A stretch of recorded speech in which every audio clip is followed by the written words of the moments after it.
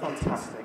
A very, very good morning to everyone, and thank you, Raj, for the introduction just now. He's given me some really good linkages I can import into my session coming up. And I'm going to talk about setting the scene for organisational effectiveness, and with particular emphasis on the people dimension.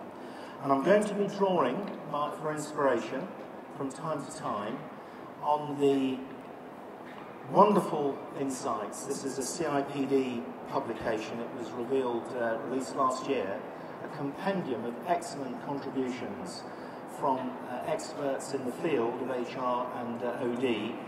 And this book defines or describes a new agenda for organisational effectiveness, and I'm going to hopefully unpick some of the mysteries of this and present them to you in relatively simple format today.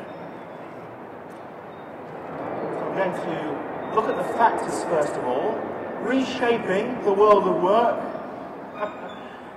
leading into this new agenda, and then having a look at some urgent and important steps that HR need to take to engage with this new agenda, and not just respond to it, but shape it and drive it forwards.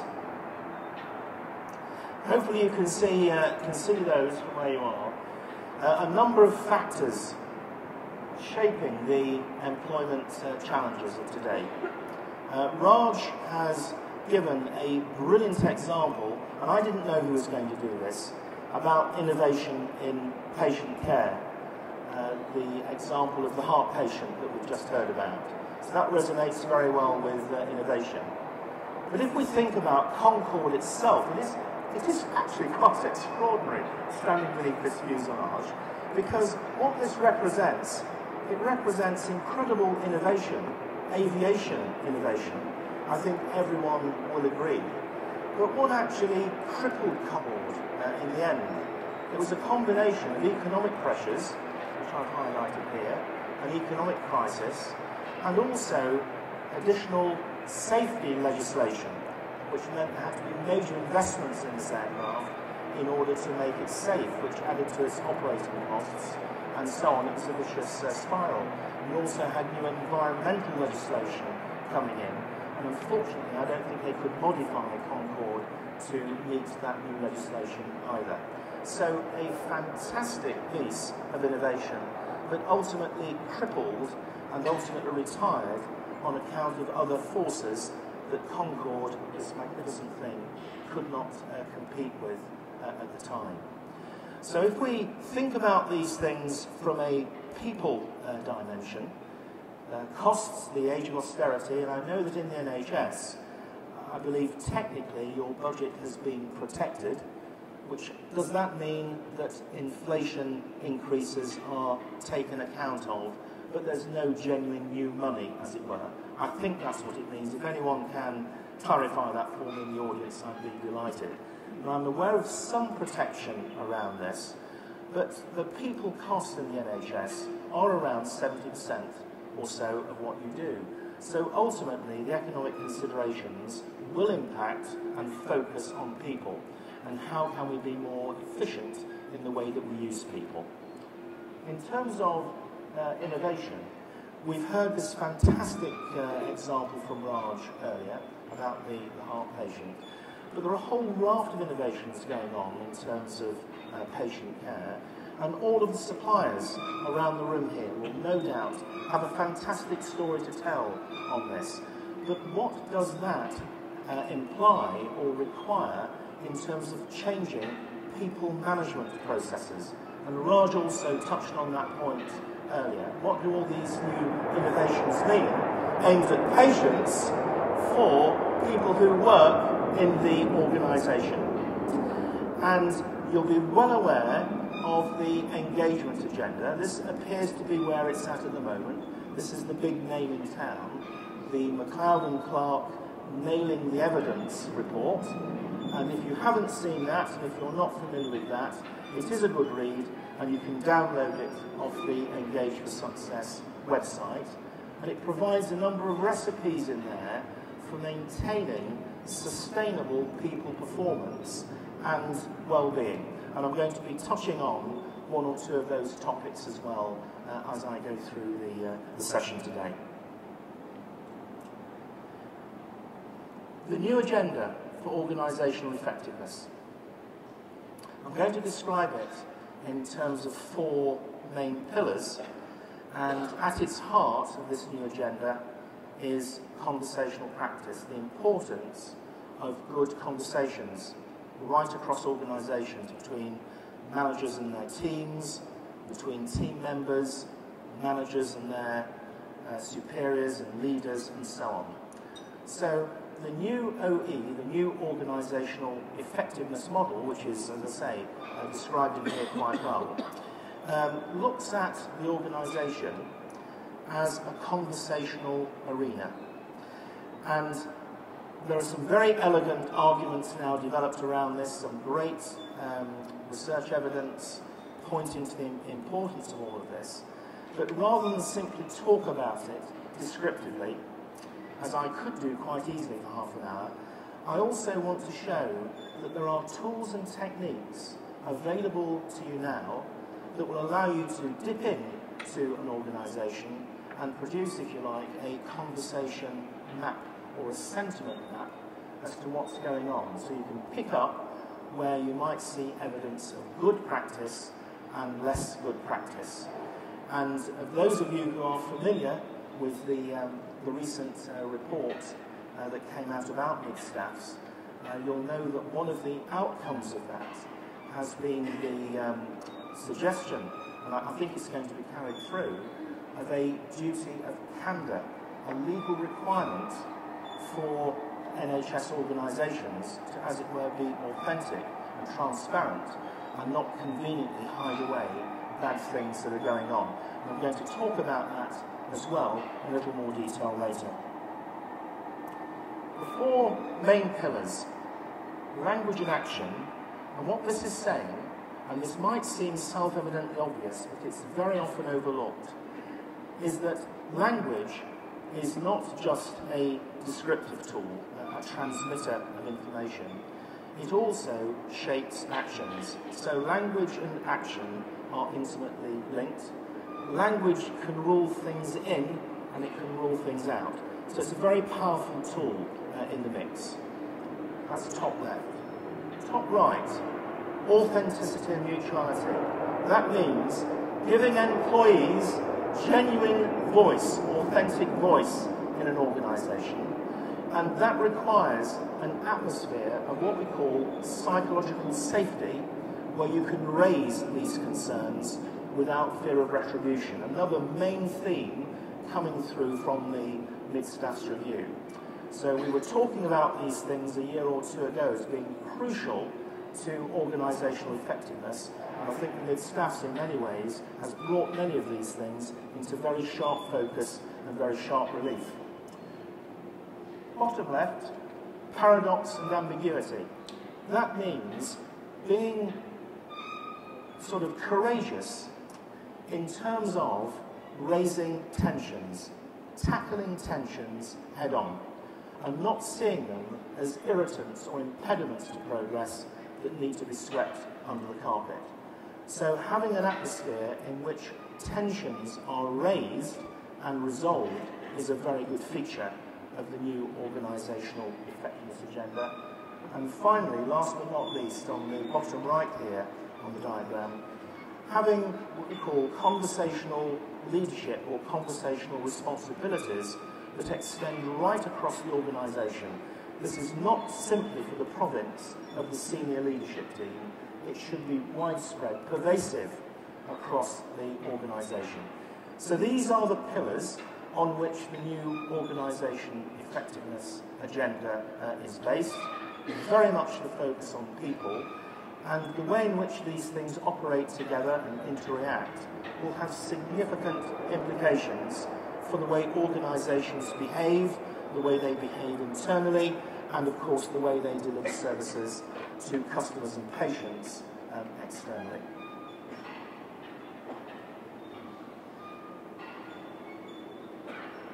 Treating the organisation as a conversational arena, or as a conversational map, I'll just set out here a few things that play into that arena, and you'll be familiar with some of these. You have a variety of workplace tensions, and we'll talk about those a little more in a moment, the duty of candour being one of those.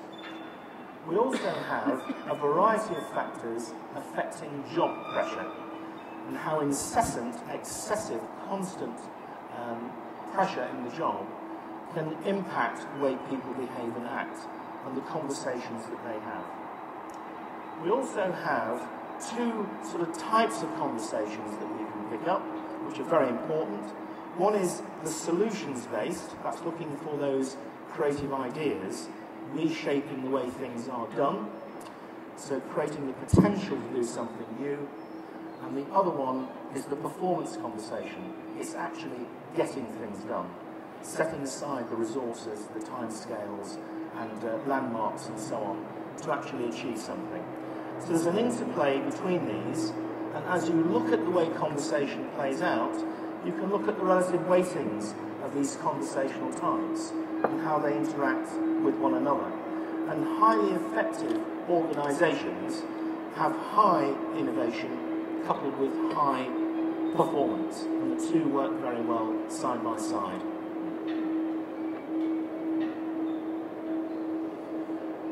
So, I mentioned tensions, duty of candour, and I think this duty of candour, I think I'm right in saying, was publicly announced for the first time yesterday, or the day before, by the Secretary of State. And getting nods from Dean, so it must be right.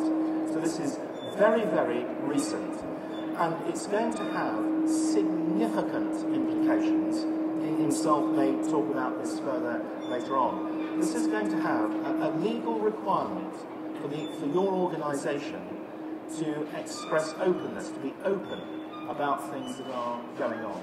A major legal instrument being used to create a culture of transparency and openness, with the view that by having more of that, it will lead to improved performance and fewer examples of things going wrong, things clearly going wrong that people knew about, being obscured from view. So a really, really important development, and I'm sure there are a myriad of different opinions around the room as to whether this should have been a legal instrument or simply, guidance or advice. I'm sure you'll have an opinion on that. But this is a really big one. And behind that, you've got all sorts of other tensions that play in. The short-term versus long-term tensions. Do we do things now? If we do things now in this way, will it affect the future? We've got the compliance versus enterprise. Can we be creative when we've got all of these rules and regulations to cope with over here? So there's a whole raft of these things that you're facing each and every day, sort of embedded in your organisations, and how you wrestle with these things and resolve these things is a very good indicator of how well you are performing in people management terms. And the way to wrestle and resolve these is through having better conversations across the organisation. Now, I said that it's all very well talking about these things and this wonderful body of theory and insights and books like this and so on. But how do you actually do this? How do you tap in to the conversational arena? As HR and OD practitioners, how do you do this effectively and inexpensively so that you can get results quickly, analyse them quickly, and use the insights from those results to affect the way that you do things? Well, just before the Christmas break, this particular approach was used. You can see it's called Engage, and very simply, it was a little app on a mobile phone that people could download from a URL that they were given. And Perry Timms, who's sitting on the table over there with his arm raised, he and I did this experiment with CIPD members at 2 branch meetings, one in Northamptonshire, which is where Perry actually originates from, They're called the cobblers, incidentally, in Northamptonshire. Fantastic tradition in shoemaking.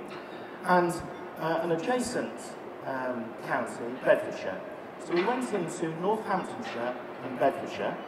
We asked the people attending the meeting to download this app onto their mobile phones, and in the course of the session, to answer 3 or 4 questions, strongly agree, strongly disagree, and also to talk about the biggest tension that they faced in the workplace. That's all we asked them to do. So they put all this in and press submit. This was just before the Christmas break, and just after the Christmas break, the results were revealed and became available, accessible to that group via this app. I'm just going to give you an insight into what those results look like. So, hopefully you can see the questions here, but they're directly tapping into conversational practice. How employees view the relationship with their manager. You know, is it a good one? Can they have conversations with the manager around performance, around finding workable solutions to things, and so on? So directly tapping in there. And also a question around job pressure. When you do the analysis, hopefully you can see the results. Those who were in the public and voluntary sector appeared to be doing more conversations with their line managers than those in the private sector, and they were also subjected to significantly higher job pressures. I thought that was a really interesting finding in itself. And then, when we looked at the types of tensions that people were facing, we put them into 4 categories, and these are taken from the Engagement Success Report I mentioned that was released last year. So around strategic narrative, does the organisation know where it's going? Engaging managers, as you can see, number 2. We've got others there about organisational integrity. Do you walk the talk? Is there a gap between the stated values, you know, and what you actually observe in practice? And employee voice, very importantly. And you can see here that the majority of the tensions that were raised were around the engaging managers piece. So this is very easy to generate, and you can say, well, yeah, that looks very straightforward, not bad at all. But where do you go from there? So you know these things, but where do you go from there? Right. A couple of other things. I don't know how well this shows up. You'll be familiar with word mapping, where the size of a word tells you the number of times it's mentioned in textual comments. Well, this is the next stage beyond that, where words are being connected with other words. So you see themes emerging from this particular, you could call it a theme cloud, really, as opposed to a word cloud. So straight away you can see where the major focus is. And then, if you want to go to the next stage, you can create a heat map. So this is showing you the main themes coming through in the free text comments that have been dragged in. The columns, the colours, reflect the strength of sentiment. So if it's green, it's a very positive sentiment. If it's that grey colour, it's somewhere in the middle, neither strong nor weak. And if it's red, then it's a negative sentiment. So this gives you a map of sentiment across that particular sample population that allows you to home in where things are clearly going well and where they're not going so well. So this is available, this technology, it's natural language processing that sits behind all of this. What I liked about Raj's presentation earlier, he said that the patient had a connection with the hospital systems through the TV, and there were algorithms at work, as it were, sitting on the hospital servers doing all of the analysis and guiding the patient through to the next phase. And this is exactly what's happening here. Having gathered the data and fed it in, the natural language processing engine produces this automated sentiment analysis or heat map. So you can do this now. You have the facility to go in and do this kind of thing now in a very economical way. This is not a massively expensive exercise. So it's tools and techniques that you can use now, very recent innovation, that you could use to good effect. And when you've got this, you can apply all of this into the way the deal is operating in your organisations. How does that deal pan out between your staff, your employees, and your organisation? So if the idea is to create a highly engaged workforce, coalescing around these new working processes that Raj outlined earlier, new ways of doing things, how do you maintain high levels of motivation and passion for these new ways of working and look after people's well-being at the same time? It's not just about squeezing the workforce until the pips squeak, it's also looking after them as well.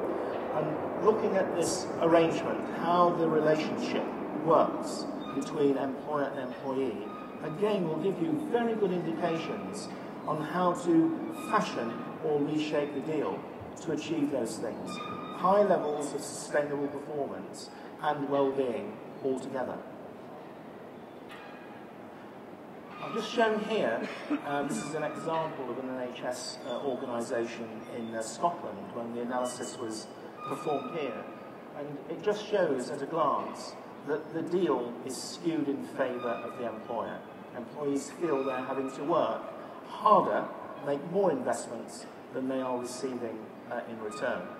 And if you have these imbalances existing for too long, you can move people into the zone of defection. And when you get into there, if people are in there for too long, then you're not going to get the sorts of behaviours and performance levels that you would hope for. So the new organisational effectiveness framework, which is looking at conversation arenas, has a profound impact on the way that the deal itself operates. And with the enormous changes that you're going to be going through in the coming weeks, months, and indeed decades, Raj said you often think ahead many decades, this kind of approach may be helpful to you in working out how to accommodate all of these things, remain highly effective, maintain a highly engaged staff in the process. So I think at this point I'll stop the presentation. I think, Sally, we have a few minutes for questions, if people would like to ask any questions. Is there a roving mic that's all going now? Any questions from the floor? Yes, certainly. Is there a roving mic at all we can have? One coming over.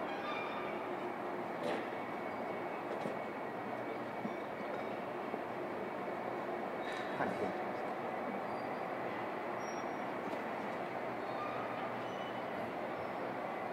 My name's David Jackson. I'm from Stockport NHS Foundation Trust. Hello. Really interested in what you're saying about conversations in the organisation as a conversational arena. Yes. I've sort of sensed in recent years that when we've talked about employee engagement and conversations, we focus very much on employees making positive, supportive sounds about the organisation, and that being a measure of engagement. And actually, if people are making critical or controversial comments, that's a sign of disengagement or failure. And I'm just beginning to sense now if that's changing, and I'd be really interested in your view on that. Fantastic point, this. And in fact, I'll just go back to the previous slide here.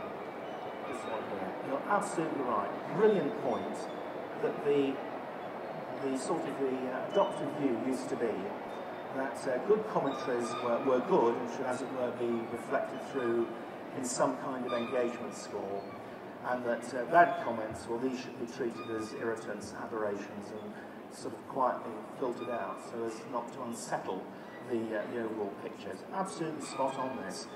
So the new agenda for organisational effectiveness is saying we welcome the good and the bad. We're prepared to take the bad on the chin, because it's by accepting the bad, allowing those things to be surfaced, those genuine tensions to be surfaced, you can actually then start to address them and do something about it. So on this point of the engagement score, if I could just point this out here. you can see it here. This is job engagement. And this is a measure of the way in which employees invest their physical energies, their emotional energies, and their cognitive skills, their thinking, their conscientiousness into a job. So what employers want, they want to see consistently high levels of job engagement, naturally. Now, the latest research shows during turbulent times, you can maintain high levels of job engagement.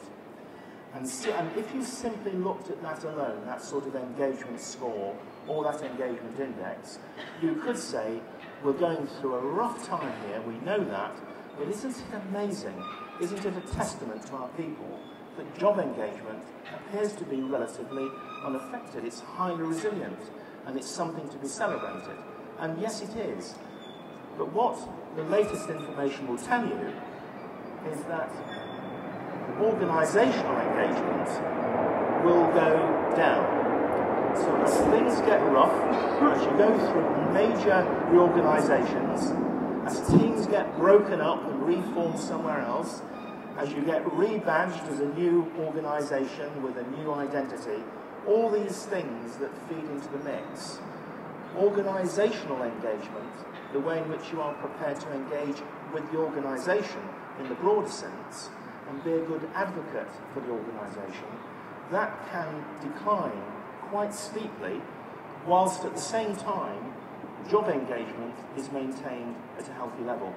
So if you wanted to be selective, as it were, present the best news, you could present this out front, but it's much better to present an overarching picture to show the good with the bad. And what we also know, and this is a great tip really to take away, is that if you are in a bit of a straitjacket around pay, pensions and benefits, which you are with the economic difficulties that you're facing, a fantastic shock absorber to use that can impact positively on these things here is perceived organisational support. You can probably just see it in the bottom left there. And that's all to do with the way people feel valued and appreciated for what they do.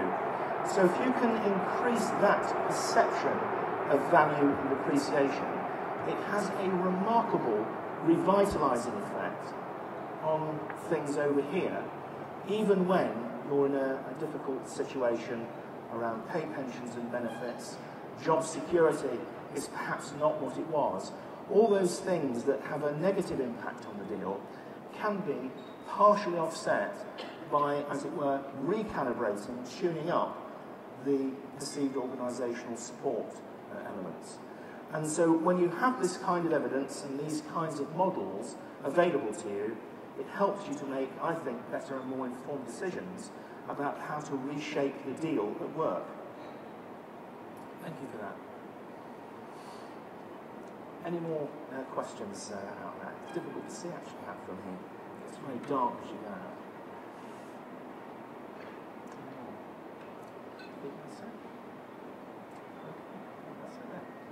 There we are. So I'll hand over to the next presenter. Thank you. Thank you very much.